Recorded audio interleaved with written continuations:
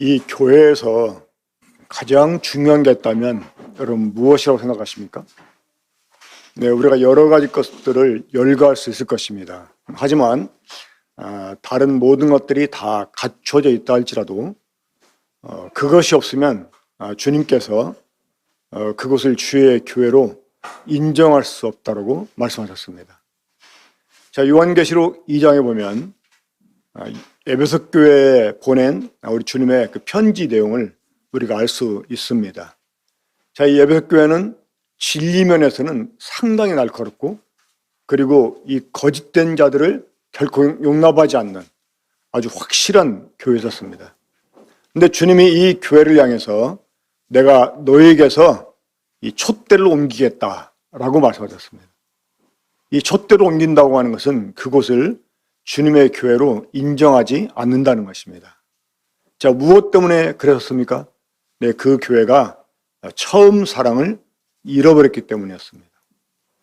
여기서 말씀하는 처음 사랑은 우리가 주님 만났을 때 주님을 향해 가졌던 그 사랑을 말하는 게 아닙니다. 바로 성도들 간의 사랑을 말합니다. 제2 에베소 교회의 이 처음 사랑이 식어진 이유 무엇 때문이었을까요? 진리하면서 이 진리로 서로 치고받는 이런 그 다툼이 있었기 때문에 그랬습니다. 그렇게 된 이유가 있었어요. 사도 바울이 성도들이 모아준 연보를 가지고 유대에 있는 성도들을 돕기 위해서 예루살렘으로 가는 도중에 에베소 교회 장로들을 불러놓고 유언과 같이 이렇게 말씀합니다. 내가 너희를 떠나간 후에는 이리가 너희 가운데 들어와서 양들을 아끼지 않을 것이요 또 너희 가운데서도 양들로 자기를 따르게 하려고 어그러진 말을 하는 자들이 있을까 한다. 자, 이 말을 명심했던 에베소 교회 장로들은 어떠한 태도를 가졌을까요? 외부에서 누가 오면 경계를 합니다. 혹시 이 사람이 사도 바울 형제님 말씀한 이리가 아닐까? 이렇게.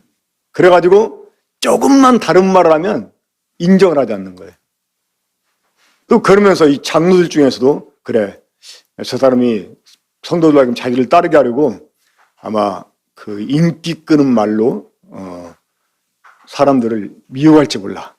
그 어그러진 말을 할지 몰라. 해가지고 강단에서 딱 말씀을 전하고 나면 조금만 허튼 소리 한다. 그럼 나와서 또 반박하고 아마 그런 일이 있으면서 서로 경계하고 또 다투고 네가 옳다 내가 옳다 하면서 이 분쟁이 생기면서 이 형제 간의 사랑이 식어졌을 거라고 생각을 합니다.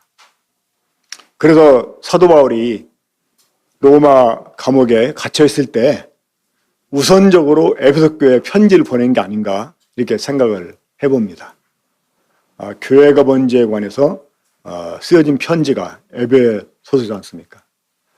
자, 그러면 우리가 이 사랑을 풍성하게 하려면 무엇을 어떻게 해야 될까요?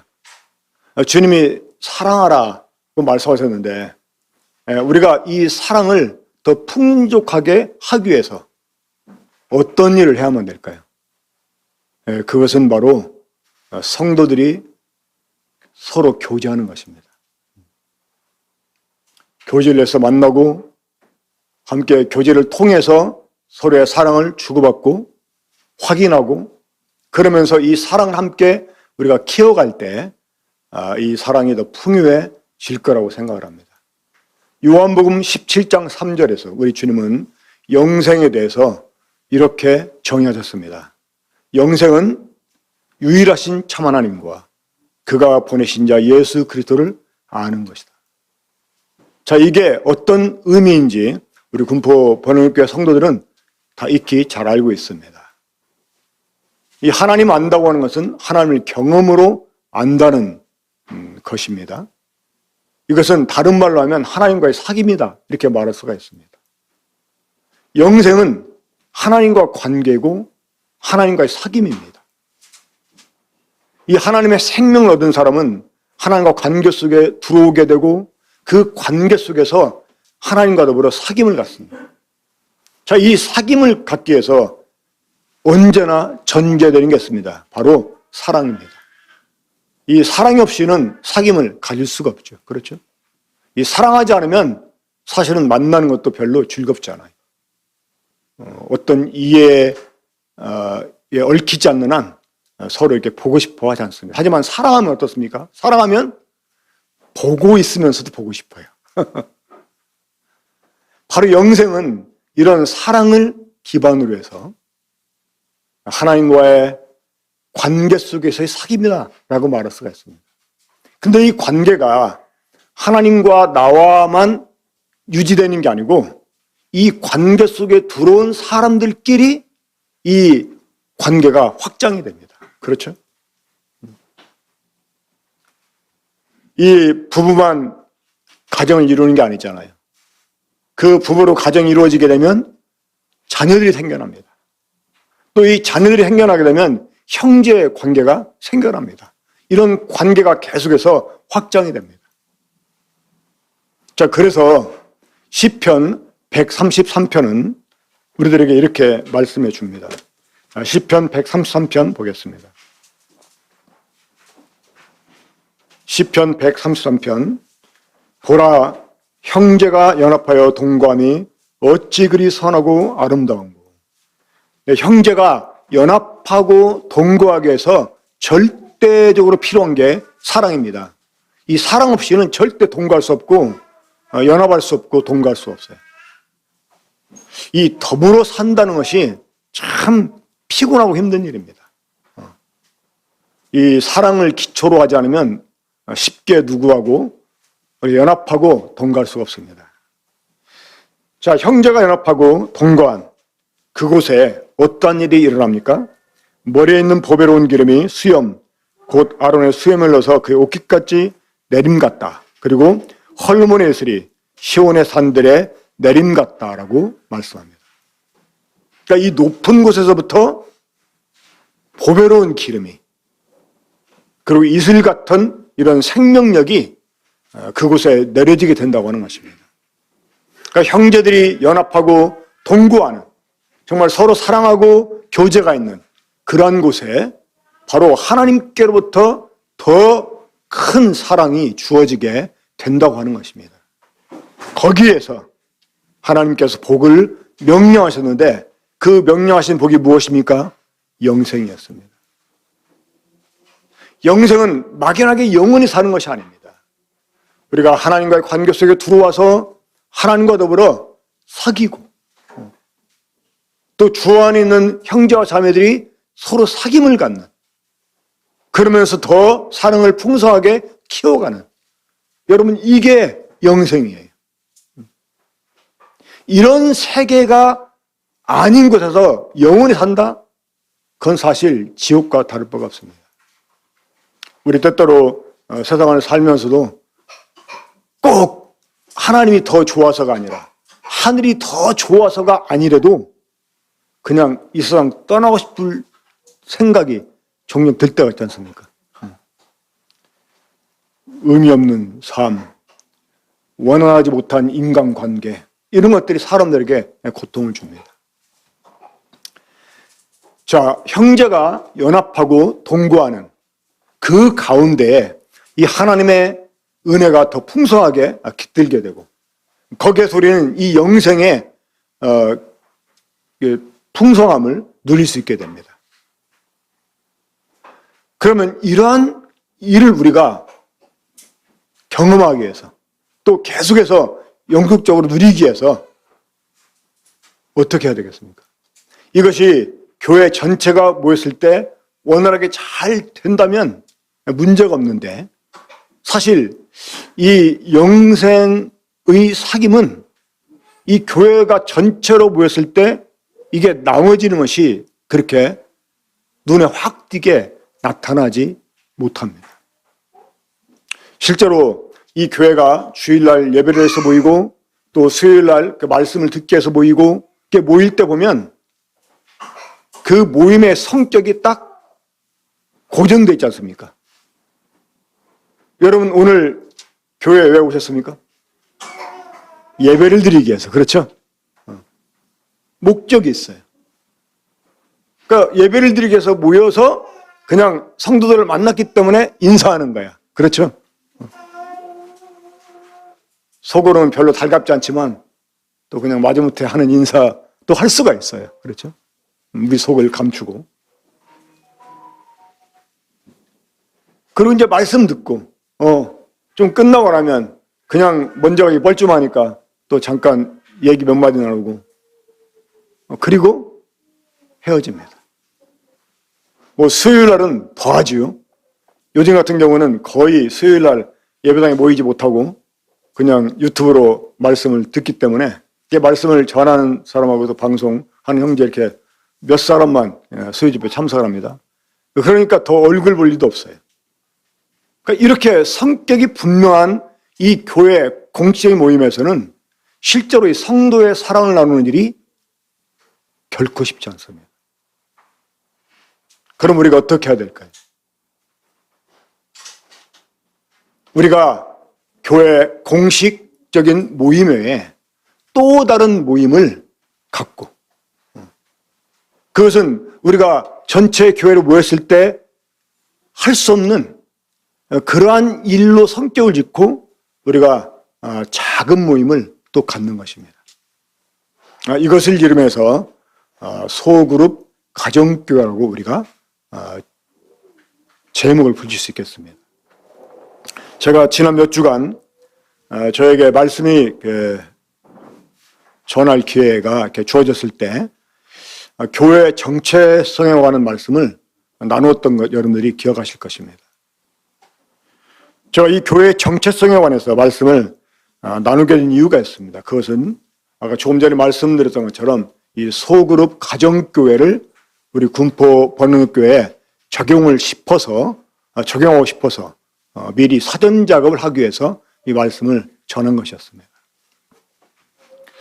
이 소그룹 가정교회, 이것을 위해서 오래전부터 일꾼 모임에서 함께 의논하고 또 이 자료를 가지고 공부를 하기도 하고, 지금 실제로 이러한 일들이 성공적으로 진행되고 있는 모임에 그 형제님들을 초청을 해가지고 격주로 일꾼 모임에서 그러니까 줌으로 지금 말씀을 듣고 있습니다. 2번 들었는데 마지막 한 번 지금 남아 있습니다. 이 소그룹 가정교회를 우리 교회에 적용을 시키려면 이 사전에 철저한 준비를 해야 된다고 생각을 했었습니다. 그래서 사전에 일꾼 모임에서 함께 의논하고 이것을 공부하기 시작했고, 또 실제로 성공적으로 이 일들을 지나가고 있는 교회 리더들을 이제 강사로 초청을 해서 이 말씀을 듣고 그래뒀습니다. 우리가 이러한 일을 이제 시행해 놓고 도중에 흐지부지해지면 안 되잖아요. 그래서 이제 먼저 이번에는 철저하게 지금 준비하는 중에 있습니다. 자, 그런 그 와중에 저지난 금요일 날 실제로 이제 그 교회에서 이 소그룹 가정교회가 진행이 되도록 시작한 그 형제님 간증을 들었습니다. 근데 그 간증을 들으면서 제 마음에 이 커다란 담대함이 생겼습니다. 이 소그룹 가정교회를 우리 군포 번능교회에 적용을 시키는 게 결코 어려운 일이 아니구나. 이것을 우리가 어떤 프로그램을 가지고 막 어거지로 적용을 시켜서 모임을 갖게 만들게 되면 맨 처음에는 좀 교회에서 이렇게 하라고 하니까 모일 수 있겠지만 오래 지속될 것 같다는 생각은 할 수가 없었어요. 그런 자신감은 없었어요. 또 이게 실제로 교회에 적용을 시켜 진행을 하려면 이 일을 인도하는 또 사람들이 훈련이 되지 않겠냐 이런 생각도 있었기 때문에 이게 쉽게 시작될 수 없는 일이다라고 생각을 했었는데, 그 형제님의 간증을 통해서 이 소그룹 가정교회를 시작하는 일이 쉬울 수 있겠다라고 생각이 들었습니다. 자, 우리 함께 사도행전 2장 42절부터 47절 그리고 5장 42절 말씀을 함께 보겠습니다. 오늘의 말씀 본문이 되겠습니다. 사도행전 2장 42절부터 47절까지 제가 계속해서 지금 몇 주 동안 본문으로 사용하고 있는 말씀입니다. 자, 42절부터 47절까지 우리 한 목소리 읽어보겠습니다. 시작. 그들이 사도의 가르침을 받아 서로 교제하고 떡을 떼며 오로지 기도하기를 힘쓰니라. 사람마다 두려워하는데 사도들로 말미암아 기사와 표적이 많이 나타나니 믿는 사람이 다 함께 있어 모든 물건을 서로 통용하고 또 재산과 소유를 팔아 각 사람의 필요를 따라 나눠주며 날마다 마음을 같이하여 성전에 모이기를 힘쓰고 집에서 떡을 떼며 기쁨과 순전한 마음으로 음식을 먹고 하나님을 찬미하며 또 온 백성에게 칭송을 받으니 주께서 구원받는 사람을 날마다 더하게 하시니라. 네, 5장 42절입니다. 네, 5장 42절 거기도 함께 읽겠습니다. 시작. 그들이 날마다 성전에 있든지 집에 있든지 예수는 그리스도라 가르치기와 전도하기를 그치지 아니하니라. 네, 성전에 있든지 집에 있든지. 이 소그룹 가정교회라는 게 무엇일까요? 먼저 그 부분을 말씀드리겠습니다.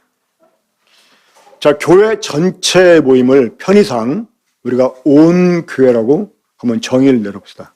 온 교회. 이제 전체 교회라 그 말이죠. 그러니까 이 온 교회는 정기적으로 수요일 날이나 아니면 주중에 교회 전체가 보이는 집회를 가리켜 말을 합니다. 그런데 이 온 교회에 반해서 소그룹 가정교회는 가정에서 이 몇몇 성도들의 가정이 모여서 이 교제 중심의 모임을 갖는 이라고 우리가 정의를 할 수 있겠습니다. 그러니까 가정에서 몇몇 성도 가정들이 모여서 교제 중심의 모임을 갖는 것. 이 온 교회의 특성상 서로 긴밀하면서 구체적인 이런 교제를 나눌 수 없었던 것을 이 소그룹 가정교회에서는 원활하게 나눌 수 있다고 하는 장점이 있습니다.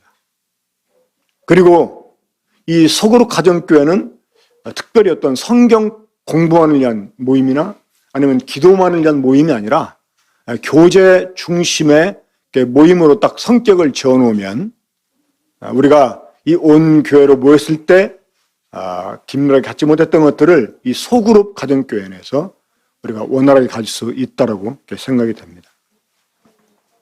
우리가 방금 읽었던 사도행전 2장 42절부터 47절까지 말씀 보게 되면 성도들이 성전에서도 모였고 또 가정에서도 모였습니다. 단순히 지금 일반 교회에서 시행하고 있는 그러한 구역 모임으로서 모인 게 아니라 때로는 이 초대교회를 보면 이 가정 안에서 온 교회가 모여 했던 일들을 거기에서 수행했던 것을 보게 됩니다. 그 떡을 뗐다고 하는 것은 예배를 의미하는데 이 가정에서도 그 떡을 떼며 예배하는 것들이 있었다고 하는 것입니다. 그러니까 사실상 성전에서 성도들이 모인 것은 거기에 모이던 유대인들에게 복음을 전하기 위해서 모였을 거라고 생각을 합니다. 이 교회가 성전에서 처음으로 대군중이 모인 이러한 집회를 하게 된 것은 사도 베드로와 요한이 기도하게 성전에 이렇게 들어갈 때 거기에 그 안진뱅이, 구걸하던 안진뱅이를 주님의 이름으로 고쳐 일으켜 주시면서 막 사람들이 막 이제 모여들고 그때 이제 복음을 전하고 해가지고 약 3,000명이 되는 사람들이 침례를 받게 됩니다.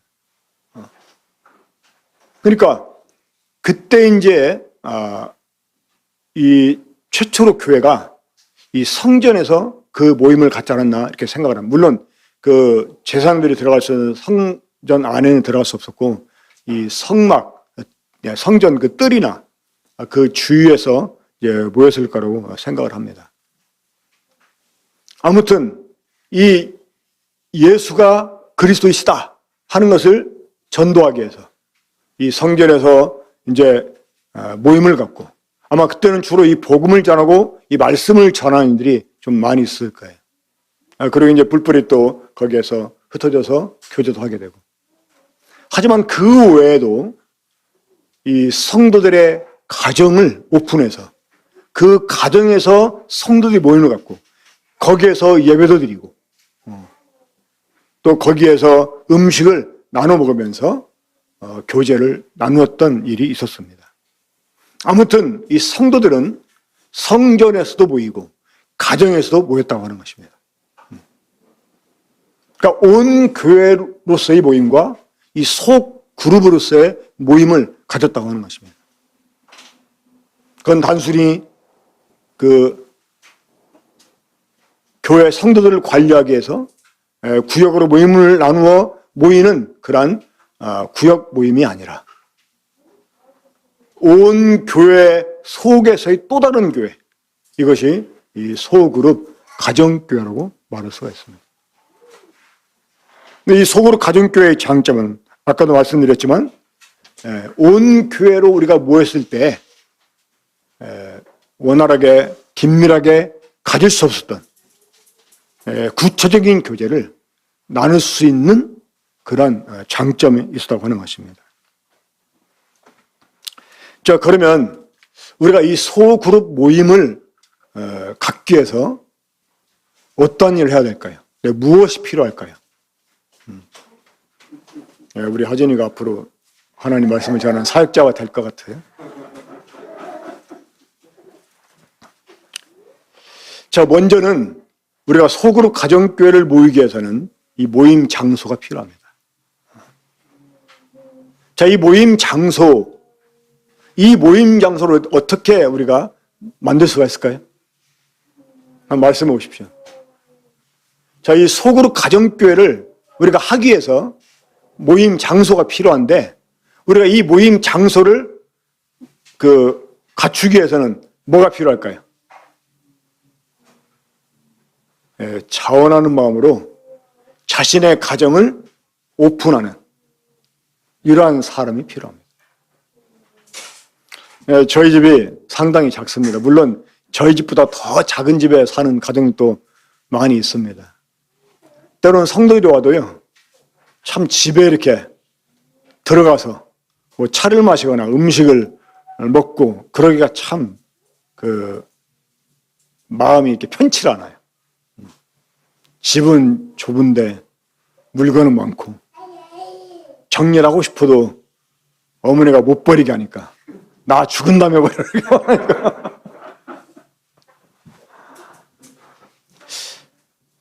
근데 이제 만약에 내 집이 작지만 이 소그룹 가정교회를 위해서 내 가정을 오픈해야 되겠다. 그러면 우리가 어떻게 해야 될까요? 나는 집이 작아서 안 돼. 이렇게 생각하는 것은 부정적인 생각입니다. 그렇죠? 우리가 긍정적으로 좀 생각할 필요가 있습니다. 우리가 현실을 인정하고, 그래, 지금 내 집은 좁아. 성도들이 와도 몇 명 못 모여. 응? 일단 지금 현재 형편에서 그럼 어떻게 하면 좀 더 많은 사람이 와도 앉을 자리가 있게 할까? 제가 생각을 했습니다. 그 마음으로 딱 한 가지 결정한 게 있었어요. 그게 뭐냐면, 그래, 소파하고 탁자를 치우자. 그리고 차라리 식탁을, 6인용, 8인용 식탁을 갖다 놓자. 그럼 거기에 둘러앉을 수 있잖아요. 그러면 공간이 좀 생기겠다 하는 이 생각이 있었어요. 그리고 좀 손해를 보더라도 물물 교환 센터에 가가지고 좀 허름하도 이렇게 저희 집 식탁, 소파하고 이렇게 바꿔야 되겠다, 이런 생각을 했습니다. 그리고 또 그 집이 좁으면 좁은 대로 사람들을 오게 하면 되는 거예요. 이렇게 많이 모이지 못해도. 이 소그룹 가정교회를 우리가 진행을 하려면 먼저 이 자원하는 마음으로 이 자신의 가정집을 오픈을 할 필요가 있습니다. 그런 사람이 일어나야 됩니다. 이 바벨론으로 포로로 끌려갔던 유다인들이 이제 때가 돼서 다시 예루살렘으로 귀환을 해야 되는데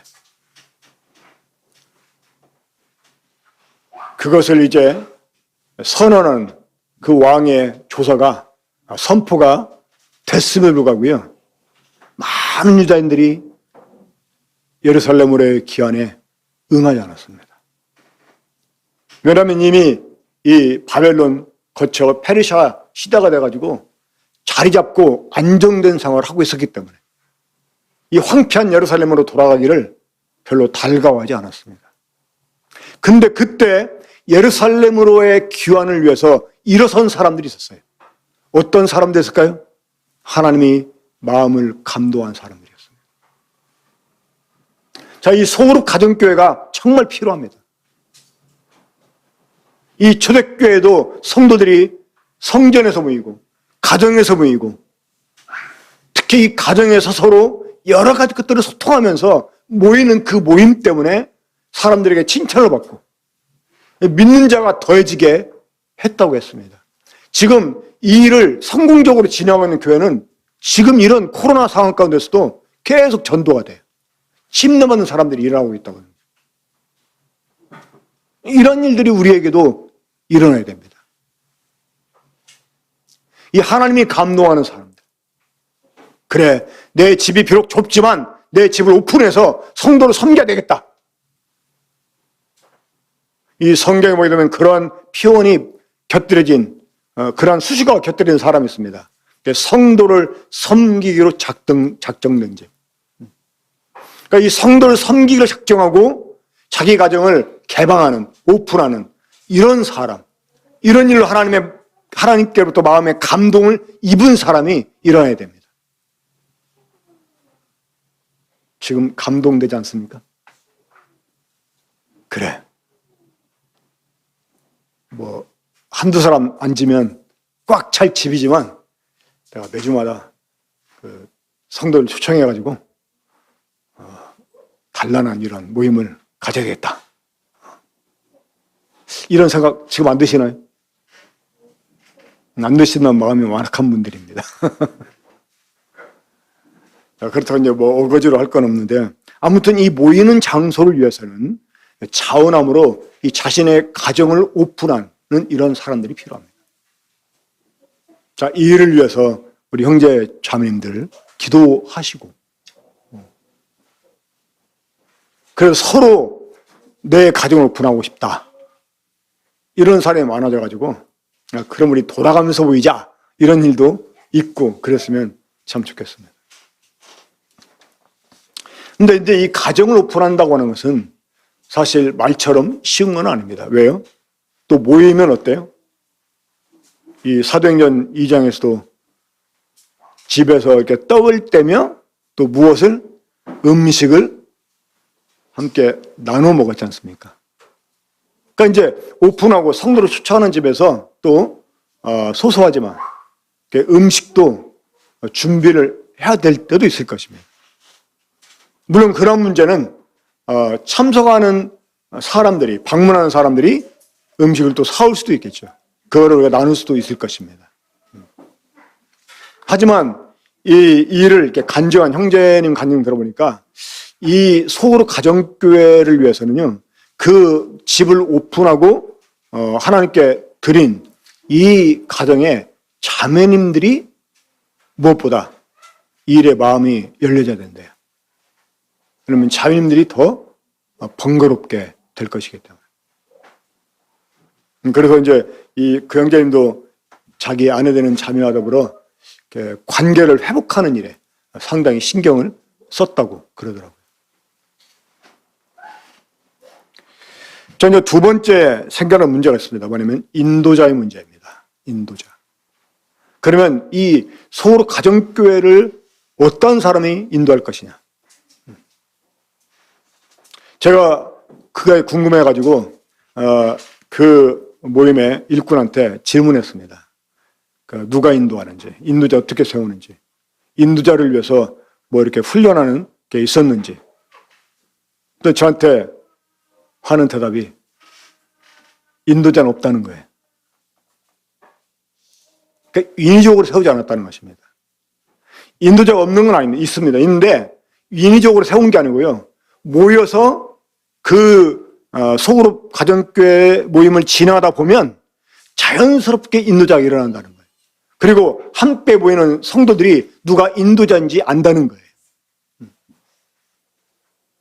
그러면 사회는 어떻게 하느냐? 이 사회는 먼저 이 가정을 개방한 이 집 주인 되는 형제가 인도한다는 거예요. 돌아가면서 하게 되면 그 돌아가는 대로 그 집 주인이 사회를 인도하고. 그러니까 이 사회자는 안내하는 사람에 지나지 않습니다. 그렇게 하다 보면 자연스럽게 어떤 사람이 리더 역할을 하게 되는지를 알게 된다는 것입니다. 물론 맨 처음에는 지금도 우리가 이제 이 온 교회로 모일 때 리더 역할하는 형제님들 있지 않습니까? 또 자녀들 있지 않습니까? 아마 맨 처음 모일 때는 그러한 일들이 그런 분들이 좀 앞서서 더 많은 일을 하시겠죠. 하지만 그게 이제 지나다 보면 하나님께서 이 서로 숨김없이 솔직한 이런 교제를 나누는 그런 과정을 통해서 은사들이 개발되고, 그래서 생각지 못한 이런 형제들이 일꾼으로 이제 또 세워지게 되고, 또 이게 계속 확장되다 보니까 이 소그룹 가정교회 모임이 분가되고 그러기도 한다는 것입니다. 그런데 이 인도자 문제는 먼저 가정을 개방한 이런 그 집의 주인 되는 형제님이 사회를 보면서 안내를 하지만 모두 다 참여하는 이런 그 교제 모임이기 때문에 하다 보면 나중에 그런 인도자가 자연스럽게 세워지게 된다라고 말을 이렇게 제가 들었습니다. 자, 이 세 번째는 그러면 어떻게 진행할 것이냐, 이 프로그램에 관계된 말씀인데, 먼저는 서로 말씀을 나누는 일을 해야 되겠죠. 그렇죠? 우리가 무슨 그 친목 개 모임을 갖는 게 아니잖아요. 우리 주 예수 그리스도 이름으로 하나의 교회 연장인 이런 모임이기 때문에 먼저 하나님 말씀을 나누는 일이 필요합니다. 근데 이 말씀을 나누는 것도 한 사람이 계속 독단적으로 많은 시간을 사용하면서 나누는 게 아니고 서로 만약에 어떤 장 하나 읽고 그 장 깨달은 대로 말씀을 나누거나 아니면 큐티한 내용들을 나누거나 해서 서로 이렇게 말씀을 나눔을 통해서 서로 가르치고 배우는 이러한 일.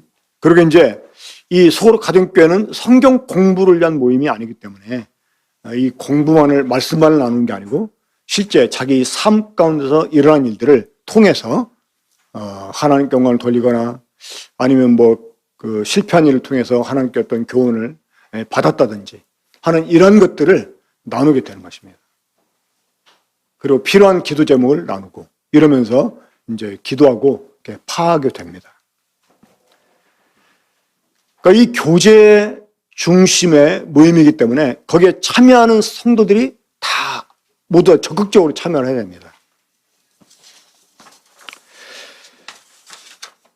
제가 그 저지난주에 이제 이 소그룹 가정교회 모임이 시작될 수 있도록 그 시작점이 된 그 형제님 간증을 들으면서 참 이거 모임을 시작하는 것이 어려운 일이 아니다라고 생각했다고 했지 않습니까? 제가 잠깐 그 형제님의 간증의 어떤 요점을 말씀을 이렇게 드리도록 하겠습니다. 원래 그 교회에서도 이런 그 프로그램을 가지고 시작한 게 아니라고 그래요. 맨 처음에는 그 형제님이 그냥 다른 형제님 가정 자기 집에 초청을 해가지고 음식도 먹고 계속 교제하는 모임을 가졌답니다. 그러니까 맨 처음에는 그냥 교회 프로그램을 한 게 아니고 어떤 성도 가정하고 매주마다 모였다는 거예요. 근데 지금 그 두 가정이 장로로서 모임을 섬기고 있습니다. 근데 거기에 이제 이제 얘기를 듣고 몇몇 가정이 더해졌대요. 그래서 조금 더 이렇게 활성화가 되는 것 같더니 나중에 한 가정 이렇게 안 나오다가 그게 이제 다시 딱 시들어 버린 거예요. 하지만 그 두 가정은 계속해서 모임을 가졌답니다.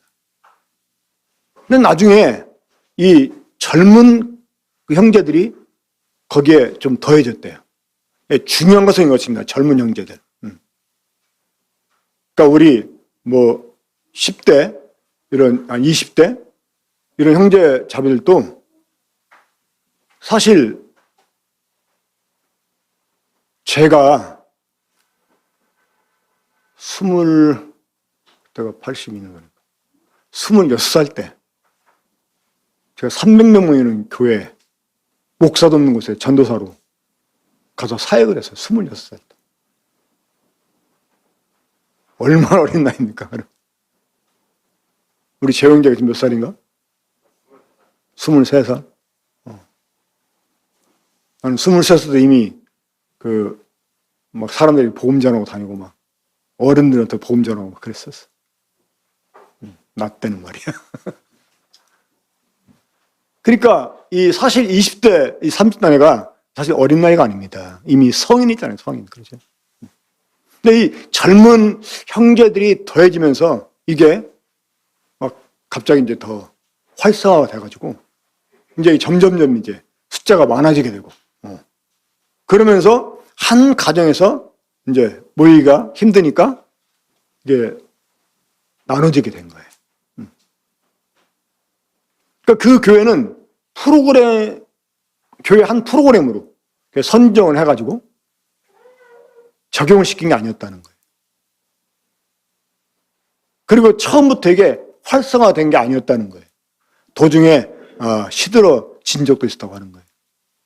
그런데 이 필요를 생각한 이 사람들이 그냥 자원함으로 모여가지고 이 모임이 진행되다 보니까 그게 이제 더해지게 되고 근데 참 신기한 일이 있었다고 하는 겁니다. 뭐냐면 그 교회는 토요일 날 저녁에 이 가정교회 모임을 갖더라고요. 근데 토요일 날 함께 서로 교제하고 나눴던 그런 말씀들 있지 않습니까? 그리고 그 가정교회에서 교제를 나눴던 그 영적인 흐름 이것이 주일날 딱 교회 가잖아요. 비슷하게 전개가 되더라는 거예요. 비슷하게. 그러면서 하나님께서 이 모임을 인도하시는구나. 이런 이제 체험들을 하게 되니까 이 가정교회 모임을 소중하게 생각을 하고 그래가지고 이 모임이 계속 활성화가 되다 보니까 지금은 상당히 많은 속으로 가정교회가 생겨났다고 하는 거예요. 여기에 때로는 자기 이웃들도 초청을 하고 이러면서 거기에서 막 이루어지는 이 성도들의 교제를 보면서 그 사람들이 부러워하는 거예요. 제가 아주 옛날에 대전에서 개척을 할 때 그때 이제 뭐 성도 수가 많지 않았습니다. 근데 어떤 일반 교회 집사님 한 분이 그분이 장로 후보생이었는데 그분이 구원을 받고 이제 교회를 오게 됐어요. 근데 그 아내 되는 분은 구원받지 못한 사람이었는데 그리고 별로 하나님에 대한 생각도 없는 사람이었어요. 근데 그분이 나중에 저희들한테 이런 고백하더라고. 이 성도들이 만나서 교제하는 걸 보면은요 외국 사람처럼 보였다는 거예요. 외국 사람. 그러니까 자기하고는 전혀 차원이 다른 사람처럼 생각이 들었다는 거예요. 그것이 나쁜 의미에서 말하는 게 아니라 그러니까 감히 자기가 넘을 수 없는 어떤 세계에 있는 사람처럼 보였다는 거예요. 그리고 부러워하고 자기도 거기에 끼고 싶은 마음이 있었다고 하는 거예요. 그러니까 이 성도의 교제가 정말 그래야 돼요. 참 주님 앞에 죄송스러운 말씀인데, 우리 이런 성도의 교제에 대한 어떤 아름다운 일을 딱 말하게 되면 많은 분들이요, 옛날 얘기를 많이 해요. 옛날 얘기를. 옛날에는 그랬었는데, 우리 막 그때, 우리 막 맨 처음에 구원 받을 때 그랬는데 하고 옛날 얘기를 많이 합니다. 정말 이건 슬픈 일이죠. 그것이 지금까지 계속 진행되고 오히려 더 풍성하게 되어져야지 정상인데, 이제 그런 것들이 시들어지고, 이제 과거의 한 경험으로, 이제 추억으로 남아버리고 있는 거예요. 진짜 어떤 때는 성도들이 막 교제하고 나면 막 서로 막 부둥켜 안고 울고, 막 너무나 감격스러워서 우리 이거 회복을 해야 됩니다. 하나님이 그곳에 명령한 게 영생이었어요. 그곳에 하나님의 기름 부음이 사실 있게 됩니다. 그러기 위해서 우리 이 소그룹 모임이 우리 교회에서도 시작이 돼야 돼요. 근데 저도 그 형제님의 간증을 이렇게 들으면서, 이거는 교회가 프로그램을 만들어가지고 그룹 나눠가지고 하라고 정해서 할 것이 아니구나. 그러니까 이 일에 뜻을 두고 이 일을 위해서 헌신된 이런 사람들이 자발적으로 모여서 이게 시작되게 해야 되겠구나라고 생각을 했습니다. 그래서 아까도 말씀드렸지만 자신의 가정을 오픈하고 정말 성도를 섬기기로 작정을 하고 자신 가정을 헌신한 이런 성도가 필요하고요. 그리고 정말 성도의 사랑이 그립다. 성도의 교제가 그립다. 나는 정말 다른 일을 희생하더라도 나는 성도들과 함께 더불어 정말 주님 사랑 나누고 싶어.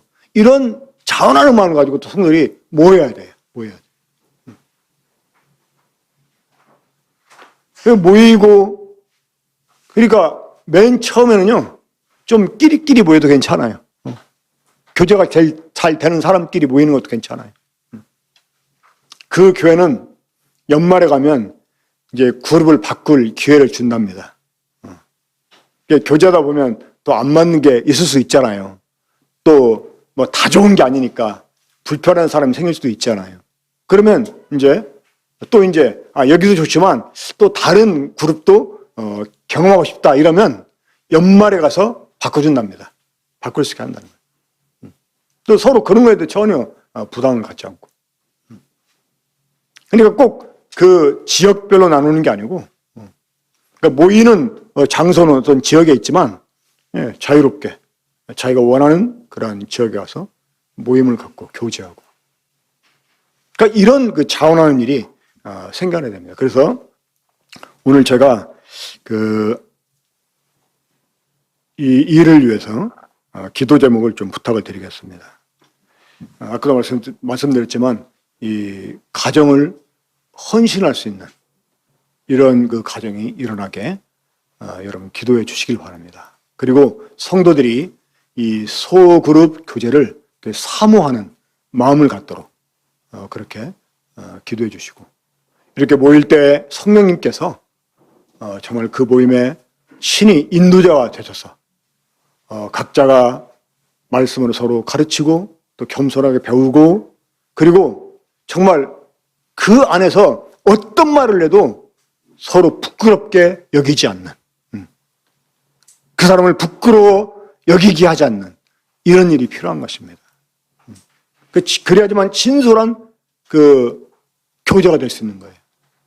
그래야만 이 우리들의 문제가 해결되고 거기에서 정말 함께 우리가 기도하게 되면서 하나님이 우리를 터치하시는 것을 경험할 수 있게 될 것입니다. 그러니까 이 성령님이 그 모임을 인도해 주시도록 이렇게 기도해 주시길 바랍니다.